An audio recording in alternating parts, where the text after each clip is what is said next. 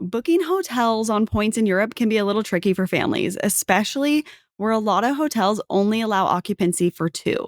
Today, we have a special guest on to share all of her tips and tricks on how to make booking hotels in Europe for families so much easier. Welcome to Points Talk with the Travel Mom Squad. Hey, I'm Alex. And I'm Jess. Let's talk points. Today, Traci, our wonderful TMS copy editor, is back, and we are talking all about hotels in Europe for families. And you might be wondering, why do we need an entire episode dedicated to booking hotels for families in Europe?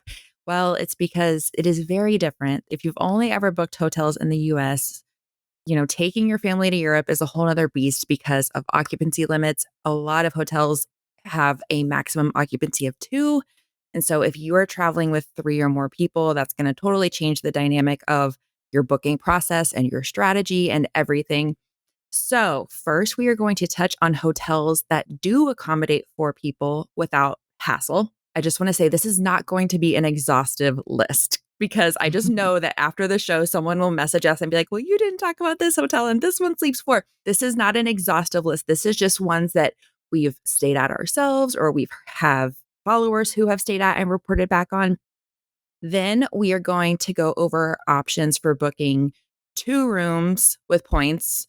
That's often necessary if you're booking for a family of four. There's also some other creative ways you can book rooms for families on points.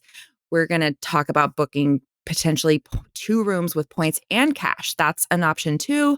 And then strategies about how to find options that will work for your family. So, Traci, first of all, welcome back. Thank you. Second of all, let's start off with some unicorn points options for families. Yes. Okay. So, like Jess said, if you grow up like I did, when you go to a hotel or a motel on a road trip or whatever, and you're used to, packing the whole family in one room with like a rollaway or even kids on the floor or whatever, that does not fly in Europe. You don't want to run afoul of the occupancy rules because I have heard stories of people being turned away if they try to book a room that's ostensibly for two people and then they show up with like two kids and the hotel will make you leave. Like they will not honor your reservation a lot of the time. There's chances it could possibly work, but I would not chance that. Like I'm not showing up and not having a place to stay for my family. So you really do need to be like cognizant of the occupancy rules. Because often you have to present your passports at check-in for everyone in your party. And so it's not like you can just say, oh, my kids don't have pass. It's just not going to work. Right.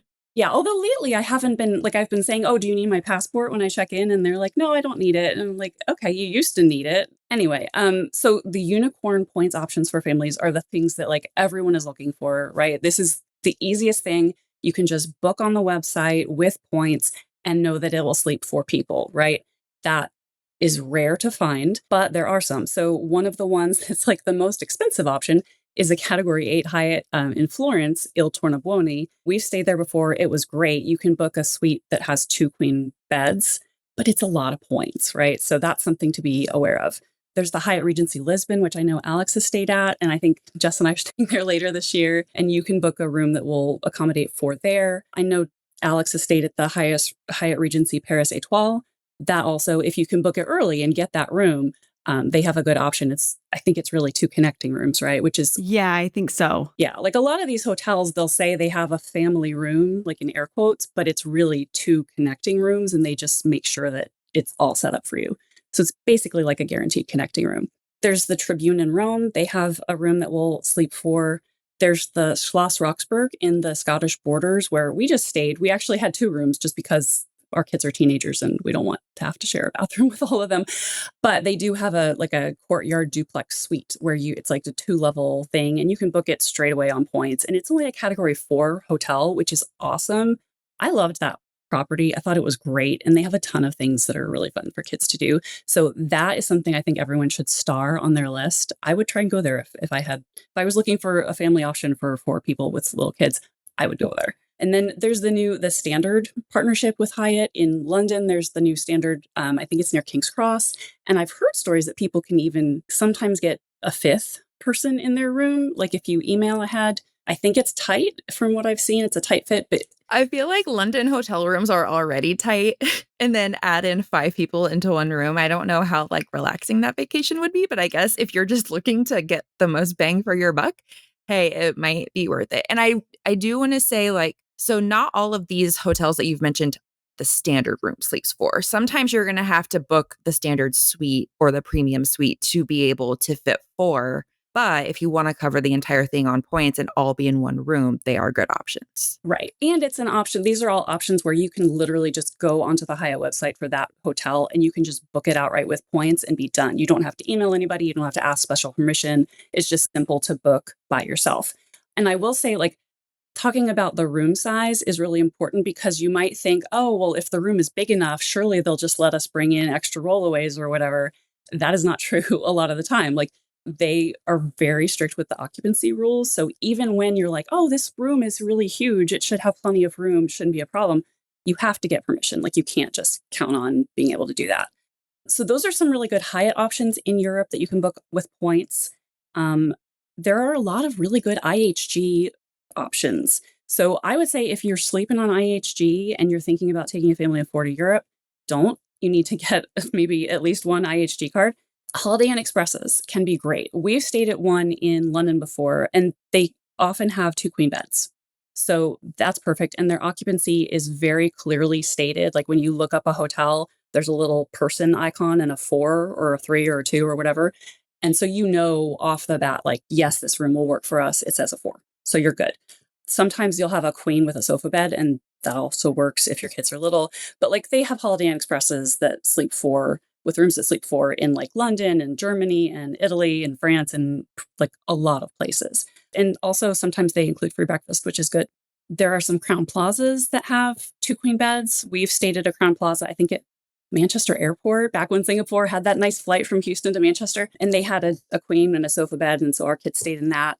There's also Staybridge Suites in a couple of random places in Europe. In like, there's a Staybridge Suites in Cannes that has a queen bed and a sofa bed. So like, if you want to go to the south of France and have like a good, let's say, vacation with your kids, you stay at the Staybridge Suites. Like, it doesn't have the same cachet as like the Hotel Martinez or whatever, but it'll do, right? Yeah. So, but Yeah. they have lots of those in the UK in big cities, and then there's one in Malaga, Spain, also. So that's kind of cool. I was looking that one up, and I was like, really? I'm going to stay at the Staybridge Suites in Malaga, but and then like the Intercontinental Malta, that's a really nice upscale brand of IHGs, and they have a room that has enough room for 4. And then in Spain, there's this chain of Iberostar resorts that are usually beach resorts. They're with the IHG program, and they always have like family rooms that you can book. So those are all some really great IHG options. I also really like Choice Hotels. They are very niche. Like, there are some gems, and then the rest of them I'm like, eh. So I have stayed, and I know Jess has stayed too, at the Hotel Aquarius in Venice. Yeah. I loved that property. I thought it was a great value. It was super cheap on points because if you use city thank you points to transfer to Choice Hotels, it's a 1-to-2 ratio. So like, if you transfer 10,000 points, you get 20,000 Choice Hotel points. And then like the cost of the suites and the rooms, it's like 20,000 points. And even in the peak summer, we got 2 rooms that were, I think they were both technically suites. And one of them slept 3 and one of them just slept 2. But like, it was a deal. It was a real deal. And it's in a great location. Like, we loved it. So that's a really good option. And then I was poking around yesterday, preparing for this and seeing if there were any other gems I could find and like recommend to people. There's a really cool Choice Hotels hotel in the Faroe Islands that looks awesome.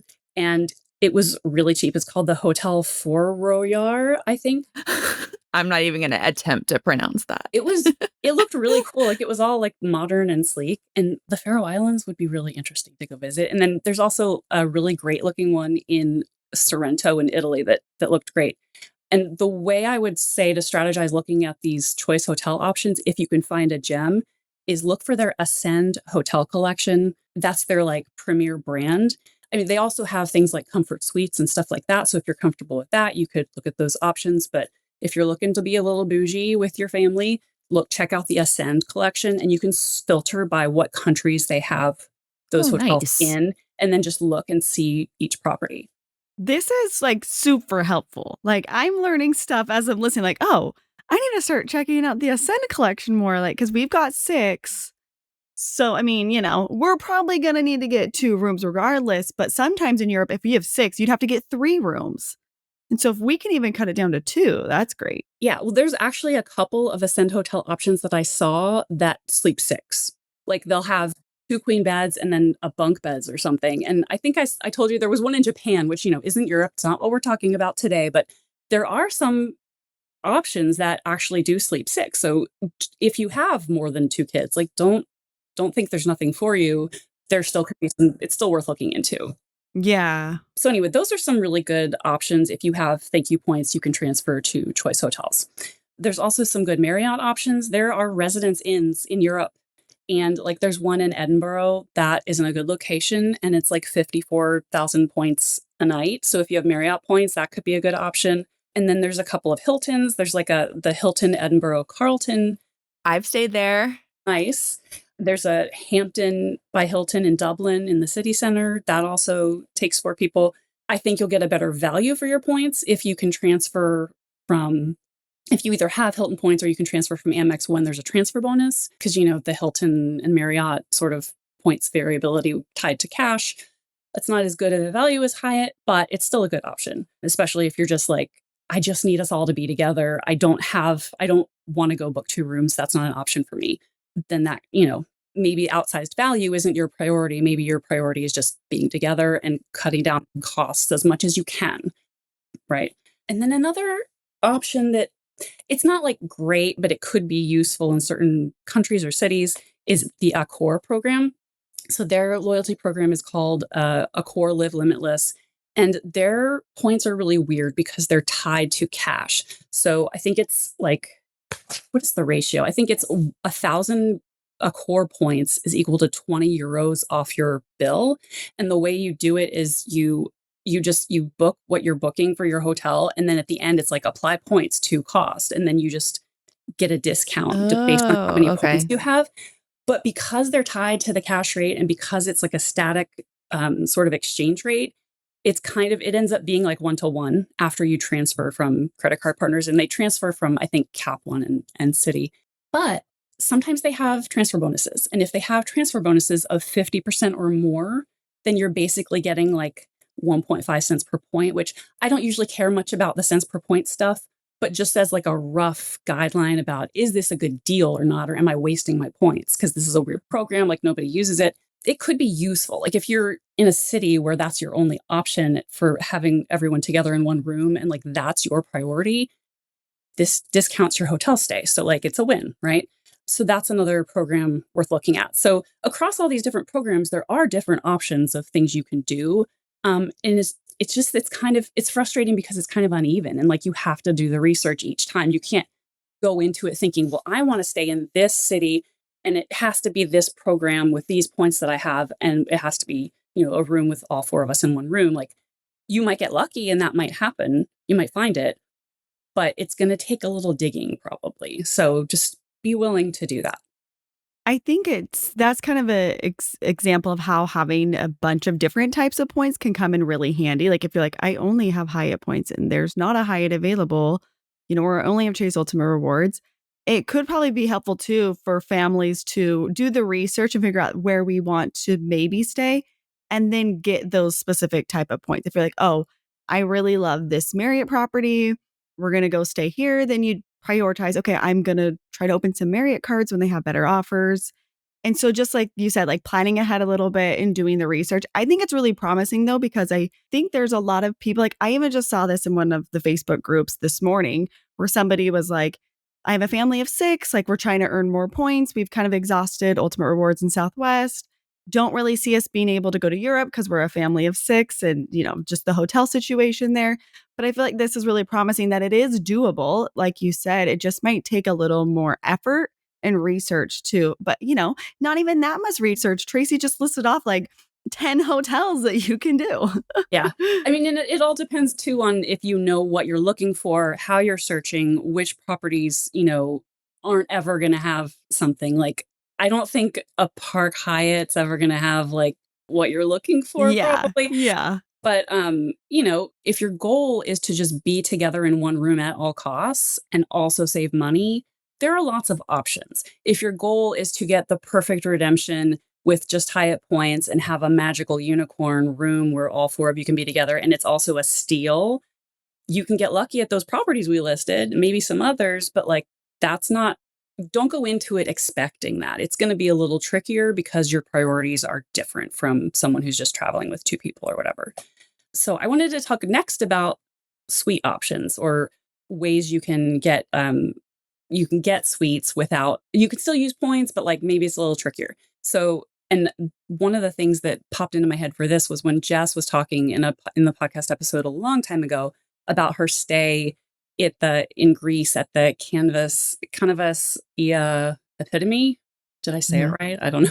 Yes, I think um, so. That's how I pronounced it. and you booked it with Hilton points and free nights, I think, and then you paid to upgrade to a suite, right? And the suite, I remember you saying that the suite would accommodate 5 people. And like alarm bells went off in my head. And I was like, oh, that's a really great idea. Like, what if you just book a standard room and then Yeah. pay to upgrade? Yeah. So you can do that. I know one place that we've thought about doing it or we didn't, but it was like the Hyatt Centric in Murano near Venice. Lovely property, easy little Vaporetto ride over to Venice proper. And they have a duplex suite you can book with points and cash, or you could book a standard and then try and upgrade with cash, just, email the hotel. So you can book a suite outright sometimes with just points. Sometimes it's a points and cash option, depending on the hotel. You could also, if you're trying to get a suite, you could book like a standard room with points for 2 people and then email the hotel and say, hi, I've booked this room. I was wondering if there are any opportunities to upgrade to a suite for my family. Is there anything you can do to accommodate us? And then see what the options are, so that can be an option too. That's actually been my go-to method lately because especially with programs like Hilton, because like with Hyatt, if you find a like at Schloss Roxburgh, it's a category 4. And so getting 2 rooms there on Hyatt points might make a lot of sense. It's not a ton of points, but like next summer we're going to Italy and I booked Grand Hotel Victoria for our family of 5, and that would normally require 3 rooms for our family of 5, which it's 140,000 Hilton points a night. So I booked 2 rooms and I emailed them and said, "Can I add a third person to a room? Like, can I upgrade to a room that sleeps 3?" It's like 130 euros a night, which to me, I would much rather pay 130 euros a night than another 140,000 Hilton points a night. And so that we did that in Iceland, we did that in Ireland. Like that has been my go-to because I find it such a great option to save some of your points, but still get a room that has enough space for your family. Yeah. And I think it's really important. And this is a good opportunity to outline, don't be afraid to email the hotels. Like, I think a lot of people, like I see, especially like in the Facebook group too, like people are like, I don't know if I can get this. Do they have any rooms that sleep 4 people or whatever? Just email them. And I know it can be tricky sometimes to find the email. I've actually started collecting the email addresses of a bunch of Hyatts that I'm like thinking about going to one day. But last fall, like there was one point where I was just like, I need a break from work. I'm going to just email a bunch of Hyatts that I'm thinking about staying at in the future and just ask them, do you have any rooms that sleep 4 people? If you don't, do you participate in the Hyatt family plan rate? And I got responses back from a lot of them. And then I know what to book and I know what options won't work. And then I have it in writing, which actually turned out to be really Yeah. helpful when the Thompson Madrid tried to tell me that my kids were too old to get the family plan rate. And I was like, but it's in writing. So You're like, "But I'm a lawyer and I have everything in writing." I think too, a lot of people think you're not contacting like Hyatt's general line. You're not contacting Hilton's general line. You're contacting the hotel directly. If you try to contact like just general Hyatt, they're not going to be as help. They're not going to know. They're not going to be that helpful. They'd probably have to contact the hotel. So you always just want to go like straight to the hotel. yes. Yeah. And it'd be nice if their email addresses followed a formula that was predictable. So you could just sort of like, Yes. if it's like Hyatt, if it's like London Blackfriars at Hyatt.com, then you would know that it would be like Albert Embankment at Hyatt.com. But it's not, like you never know what it's going to be. It's always some variation that makes sense, but not predictable enough to just guess. So I would say just like try to find them and just email wherever you're thinking about going and just ask, because the worst they can say is like, no, we can't accommodate you. And then and you don't have to guess and you can make plans. Yeah. And I emailed way in advance. Like, our stay is not till next summer. And I was like, hey, I have a stay in June 2026. Here's my confirmation number. Can I, like, so don't wait. Did you already pay for it as well? No, you pay Okay. I just pay, they like add it to my bill. Gotcha. But it's already like that room is already set aside for those. Like no one can take it. Cause there have been times where we did this when we went to the Thompson Madrid and I had to pay for the upgrade ahead of time. So they like sent me an email like with the secure payment and I paid, months before we went. So it can kind of vary. Yeah. But I think it's really important to do it as early as possible if you know that you're good, because there aren't that many like family accommodating rooms in these properties sometimes. And so if someone else gets it before you do, they can't put you in it because it doesn't exist anymore. It's already taken. So it's really good to plan ahead. Okay, so that was suites and the upgrade possibilities. So now let's talk about something that I don't usually do, but I've been actually looking into more because I think there's an opportunity here. And that's using the travel portals. Because, okay, so I don't really use travel portals for flights because flights get changed so often. I don't want to deal with, if there's an issue, whatever. Hotels, I haven't had a problem with hotels, knock on wood. But booking a hotel through a portal, I do it already because I've got my Venture X $300 credit. I use it for hotels or rental cars. So if you look, especially at the Chase travel portal right now, if you found a property, let's say it's a Hyatt, and you know that they have a room that says like family room or family suite or something like that, but you can't book it on points, right? And let's say that if you book it through the Hyatt website, it's like points plus cash, and the cash rate is like 500 euros a night or something, whatever. So that's a lot. You could go onto the Chase travel portal and find that same Hyatt, and they have way more of a selection of rooms available. And with either I'm still on the 1.5x value for my Chase Sapphire Reserve, but if you have the points boost because you've gotten the reserve recently since the new offer, you can get the points boost rate. And it's actually can be cheaper than booking it through Hyatt directly. And obviously, if it's a suite that you can't book through Hyatt itself, that's not even an option. So that can be a way that you can still use points, even Ultimate Rewards points, which I would just transfer to Hyatt anyway, and just book it through the Chase portal. And that way you get the room you want. So a couple of examples in that, and this isn't a Hyatt example, but I was looking at in the Chase portal, I did a search for London for 4 people. And I searched it by 4 stars and up, right? Because we got to be bougie. And so if you wanted to book the London Bloomsbury Holiday Inn, it for one night that I looked in October, it was 73,000 IHG points for a room that has 2 queen beds.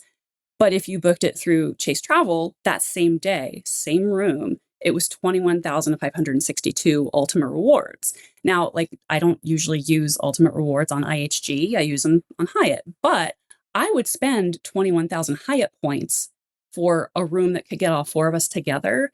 And so that's a really good deal to me. And then the great thing about booking through the Chase portal now is I think most of the time you can get your elite qualifying night credit for it. And if you have Globalist, you can get benefits through that now. So I think that's really kind of a game changer, because that was sort of the one sort of sticking point before, that you wouldn't get your credits or whatever if you booked through a portal. But now that they seem to have made that situation better, that could really be a good deal for people. There was another search I did for the Hotel Indigo in Kensington in London, and it was a 2-queen room, and it was $370 a night. But if you booked it through the Chase Travel portal, same night was 21,000 points. So again, that's a pretty good deal, and Hotel Indigos are nice. I'm good with that. And then there was a hotel in Copenhagen that I was looking at, and I don't think it's affiliated with any program, but Copenhagen is a hugely expensive city. There's no Hyatts. I think there's a Mr. and Mrs. Smith or something. There's a Hyatt in Malmo, Sweden. You can go across the bridge, but whatever. But there's a 2-queen room, and it was $260 a night or 15,000 Ultimate Rewards points. And it's a 4.5-star hotel. And I'm 15,000 Ultimate Rewards in Copenhagen, and you can all be together.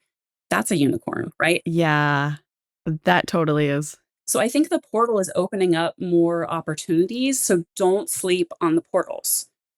I can see the wheels spinning for Alex, and she's like, "Oh my gosh, I have Oh, so I many know. They options for my totally are. family now." Yeah. No, they really are. This is like this is great, Tracy. This is so helpful. I just think it's like I don't know, it's really exciting for us big families to be like, okay, there are some good options. And I think when Points Boost kind of came out, I was like, okay, like we'll see how this goes. I don't really book in the portal and I don't really see myself booking in the portal much, even with this new change. But now I'm like, oh, Yeah. I can't be sleeping on the portal with this Points Boost Right.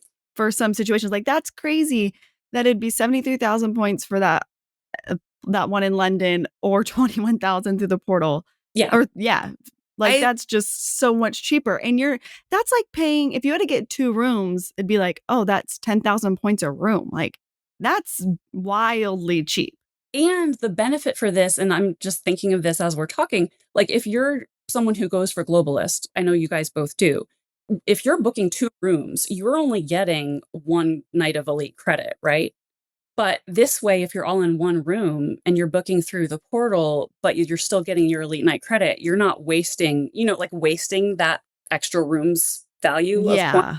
You're still getting it because you're all in one room, if that makes sense. I feel like Points Boost really opened the door to making Chase points valuable for hotels other than Hyatt, because I Yes. do think that Hyatt will typically still be better value booking direct, but something like IHG or Hilton or Marriott or even these other brands that don't have you can't transfer to are, stepping it's they're on the table now as like options with really great value for your Chase points. So I'm actually really excited about the Points Boost changes. I was I am skeptical at too. first. Yeah, cuz I think like I would think the same is probably true for most of us. Our go-to reaction is I'm booking a hotel. What Hyatts do they have? Like where's a Hyatt that I can book? And now it's like, "Oh, wait a second. Let me check the portal and see like if there's any points boost options as well as, and maybe I would spend less points or fewer points than I would if I was transferring to Hyatt and we get to stay together." Yeah. And in a lot of places that you might want to go, there might not be a Hyatt at all. And then when we went to Annecy with the kids a couple years ago, like there were no Hyatts there. So we used our Capital One travel credit to book a hotel that was, I don't even remember what hotel it was, but it opens up more options for you. And in a lot of places too, like in rural areas, like in the Alps, in like the Tyrol in northern Italy, there are all of these like family resort things that you can, stay out with your kids. And like, I think you can book some of those through the portal too. So it really does open up a lot of options. And I have to remind myself like, oh, I should start checking the portal because I'm so used to not even checking it. But Yeah, yeah, it's a same. really good option.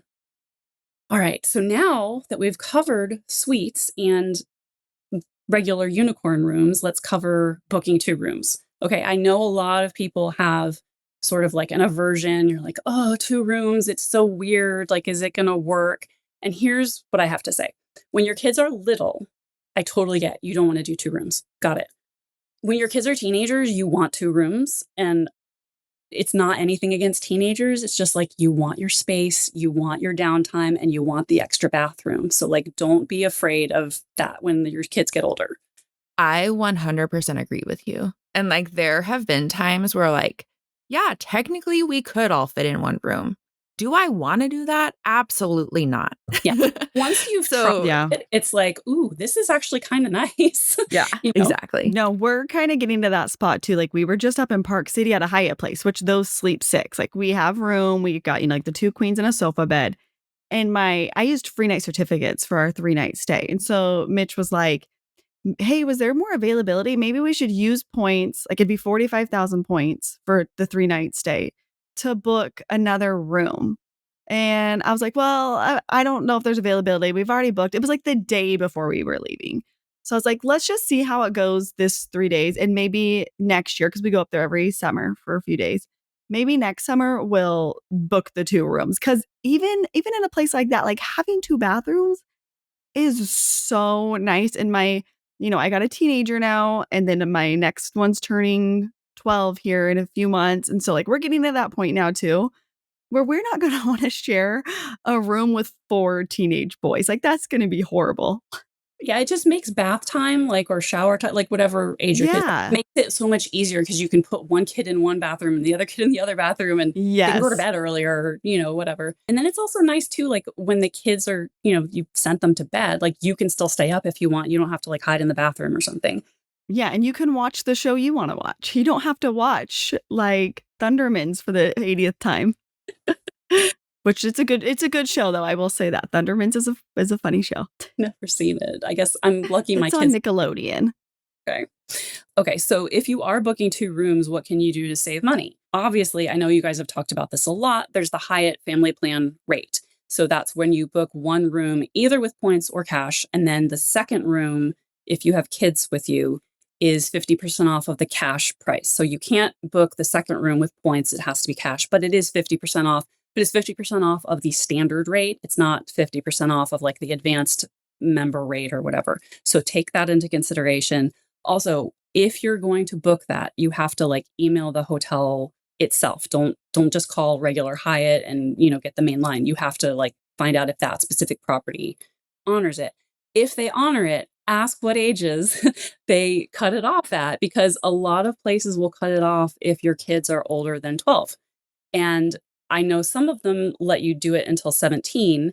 We've stayed at the Andaz Liverpool Street in London before, and they let our kids benefit from that, and our kids were over 12.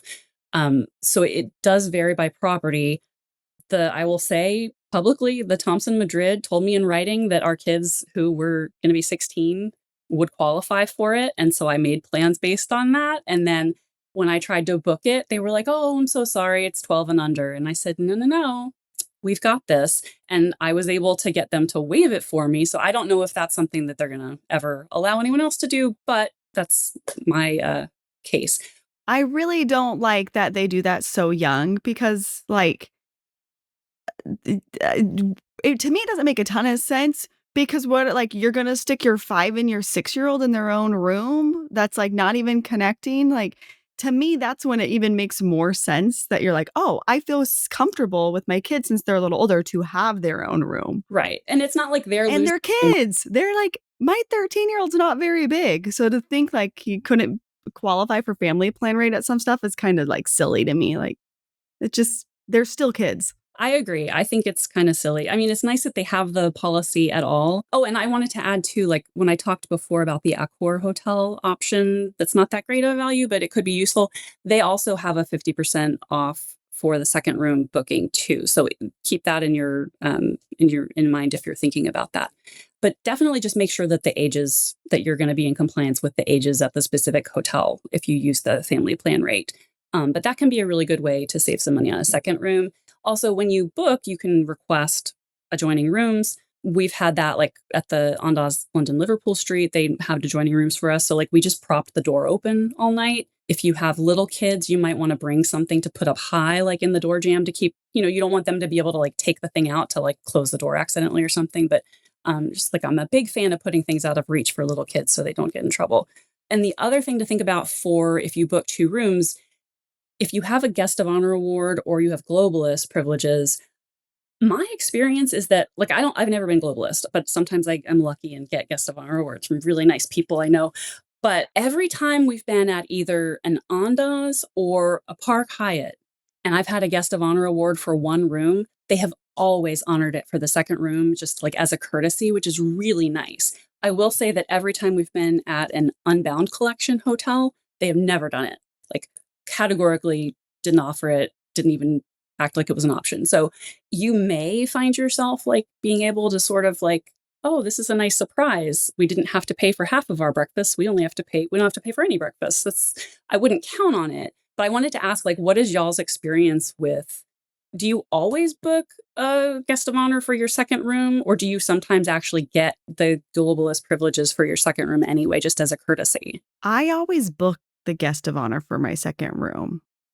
Or it's like we go with my mom and she's globalist and I put 2 of my kids on her reservation. So I haven't ever have the experience of not having guest of honor for the second room. Yeah, I think I've had a couple, like the Hyatt Regency Amsterdam, I think. I booked 2 rooms and they gave us breakfast for everyone, but I try to book guest of honor, A, for the benefit, like to ensure that we get benefits for both rooms, but B, so that way Ted gets elite, like it's not wasting the elite nights, like you said, because I'm getting elite nights for my room. He's getting elite nights for the guest of honor room. And then everyone's covered for the globalist Yeah. benefits. I will say too, the Hyatt Regency Amsterdam, the rooms will sleep 3, like, so 2 adults and a kid. So not 4, but it worked well for us. We had to book 2 rooms instead of having to get 3. So, and I will say people are like, well, the rooms, they don't like really fit 3, I wouldn't say. So if you have like older kids, it's not going to be ideal. But we had like Mitch and I in one room. And then, well, we did, I split us up so it'd be an adult in each room and kid in each room, but where we actually slept varied. But it was like 2 twin beds and 1 king bed. So it's not like you have the bed space for like 3 teenagers, but it works well if you have younger kids. That's just another hotel to keep in mind. Yeah, that's a good option. And then I also wanted to add sort of like I was trying to think about because my situation is different. I have twins, so they've always been the same age. But I was trying to think like because there's some rooms where you can get 2 queens, right? And there's some rooms where it's like a queen and a sofa bed. And I was sort of thinking that maybe there's like a nice rule of thumb that like if your kids are still little enough to fit in the sofa bed, then you should all be in one room. But if your kids are too big for the sofa bed, maybe that's like a natural progression to a second room. Like, I don't know if you feel like it works like that, but I was sort of like, maybe that's a good option. But we don't have that Yeah, issue. I know my 13-year-old, when there's a sofa bed, he's kind of like, oh, I have to sleep on the sofa bed. Like he'll do it, but Molly hates a sofa bed. So that was yeah. kind of a natural progression for us, definitely. Okay, so another option you can do for points is you could always either use a cash back card or use like your Capital One points or any points really to do like a statement credit for a VRBO or an Airbnb. There are a lot of times when I think having a VRBO or Airbnb makes way more sense for families, especially with little kids. When our kids were little, that's basically all we ever did because you get so much more space. You can have a fridge, you can have like breakfast at your place. You don't have to go out.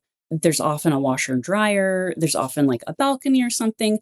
And in depending on what city you're in, it can be way more economical. Like we went to Lisbon with the kids a few years ago and hotel prices, even with points, like it was a lot of points, but VRBOs were really cheap, like barely over $100 a night. And we got like 2 bedrooms and 2 bathrooms and a kitchen. And it was in a great location. I was like, why would we waste points on that when we could do Yeah. this? So we just paid for that. And like a lot of times that will be more affordable than you think. Don't forget to sort of compare while you're doing all this extensive research on how can I get us all together. Look at the portal, look at Hyatt, look at, other brands, but then also take a look at VRBOs because sometimes they can be super cheap. Like I was like messing around a couple months ago, like looking at different islands in Greece, and you can rent a whole house for like really cheap. And I want to Yeah. use points for that. So And sometimes they'll even like have toys for the kids to play with or high chairs or pack and plays. Like they'll have that stuff that you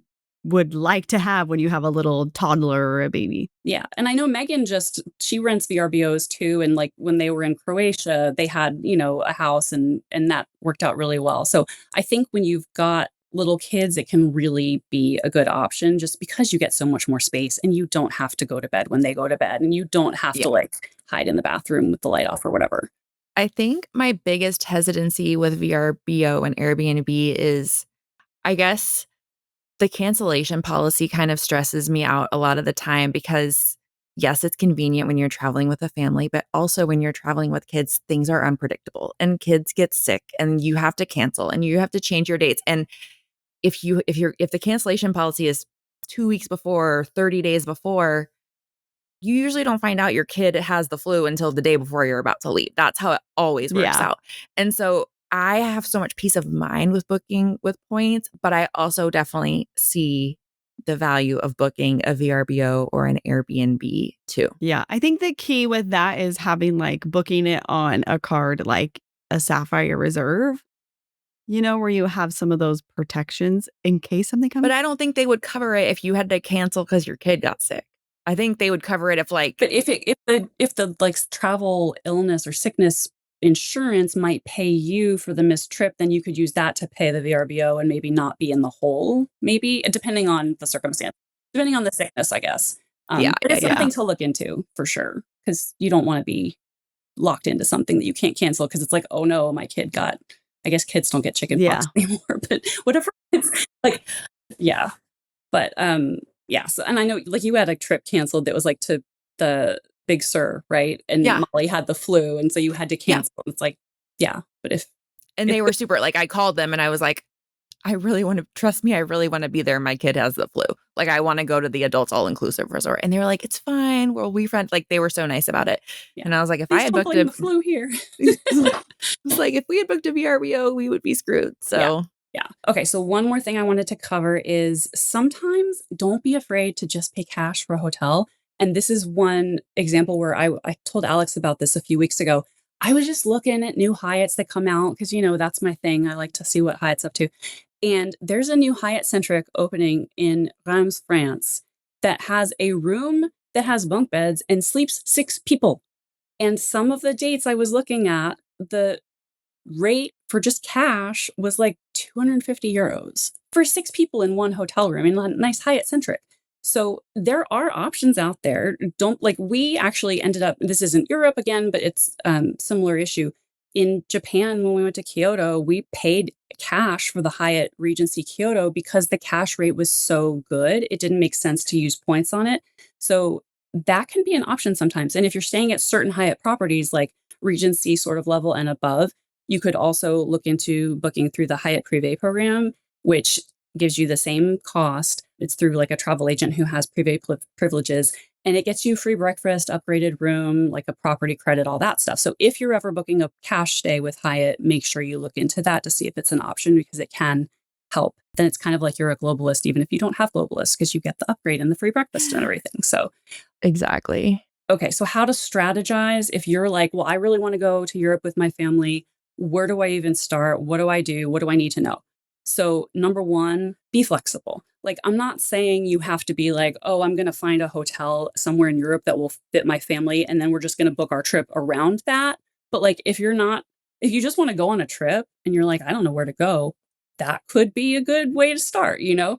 Book well in advance. Like, you should be, if you're looking for a family room, they're not going to have a ton of them. And you want to be the one to get them. And don't wait until someone else has snapped those up.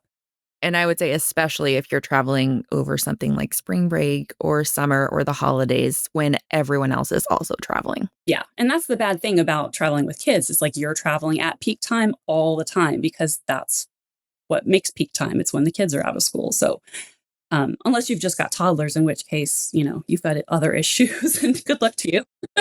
But yeah. So don't be, and also, like I've talked about this before, but like, don't be afraid to just email the hotel and ask the questions. Do you have a room that will accommodate 5 or 6 or 4?